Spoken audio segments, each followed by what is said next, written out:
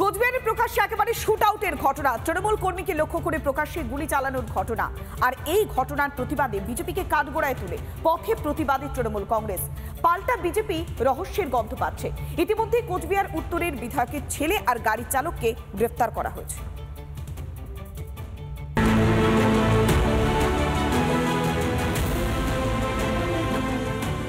গুলিবিদ্ধ তৃণমূল নেতা, প্রতিবাদে পথে কর্মীরা। এই ছবি কোচবিহারের ঝিনাইডাঙ্গার। বৃহস্পতিবার রাতে কোচবিহারের চকচকায় গুলিবিদ্ধ হন তৃণমূল নেতা রাজু দে। তিনি কোচবিহার ২ নম্বর পঞ্চায়েত সমিতির স্বাস্থ্য কর্মাধ্যক্ষ। গুলিবিদ্ধ অবস্থায় তাকে একটি নার্সিং হোমে নিয়ে যাওয়া হয়। আমাদের পঞ্চায়েত সমিতির কর্মাধ্যক্ষ রাজু দেকে গুলি করেছে দুষ্কৃতীরা এবং তাকে প্রাণে হত্যা করারই চেষ্টা করেছিল। লাকিলি সে সেখান থেকে দৌড়ে পালিয়েছে এবং তার রাইট শোল্ডারে গ্রিভিয়াস ইনজুরি হয়েছে। বৃহস্পতিবার রাত 11:30 নাগাদ তৃণমূল নেতা রাজুর ওপর হামলা চলে। এলাকার সিসি ক্যামেরায় দুষ্কৃতীদের গাড়ির ছবি ধরা পড়েছে। শুক্রবার সকালে ঘটনাস্থল থেকে গুলির খোল উদ্ধার করে পুলিশ।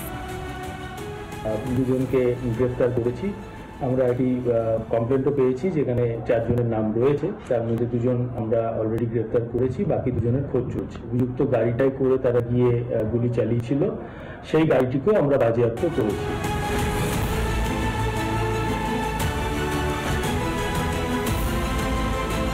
নিজের পাড়ায় গুলিবিদ্ধ শাসক দলের নেতা, এ নিয়ে বিরোধী শিবিরকে কাঠগড়ায় তুলছে তৃণমূল।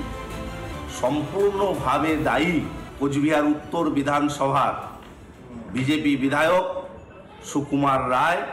তার নির্দেশে রাজু উপর এই আক্রমণ শানায়।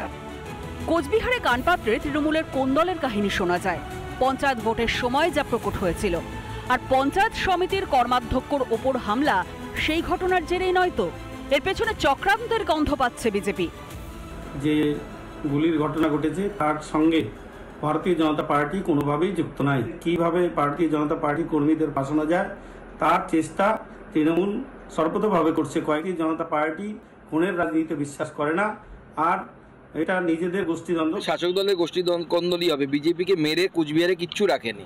ওখানে উদয়ন গুহ নামে একটা সার্টিফাইড গুন্ডা আছে, তার অত্যাচারে ওখানে বিজেপির কর্মীদের মেরে ধরে তাদের বাড়ি ঘর ভেঙে তার বাড়ির মহিলাদের সাথে নানা রকমের বাজে ব্যবহার করে এমন অবস্থা করেছে ওখানে বিজেপির ক্ষমতা নেই যে ওদেরকে মারবে। রাজ্যে ক্ষমতায় তৃণমূল, কোচবিহার লোকসভাও তৃণমূলের দখলে, আর তাদের দখলে থাকা পঞ্চায়েত সমিতির কর্মাধ্যক্ষই গুলিবিদ্ধ। সাধারণ নিরাপত্তা নিয়ে প্রশ্ন উঠছে প্রশাসনের ভূমিকা নিয়েও। কোচবিহার থেকে কিংশুক দত্তের রিপোর্ট, রিপাবলিক বাংলা।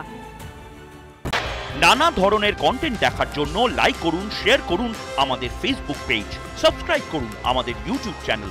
পাশাপাশি অন্যান্য ব্রেকিং নিউজের জন্য অবশ্যই চোখ রাখুন রিপাবলিক বাংলায়।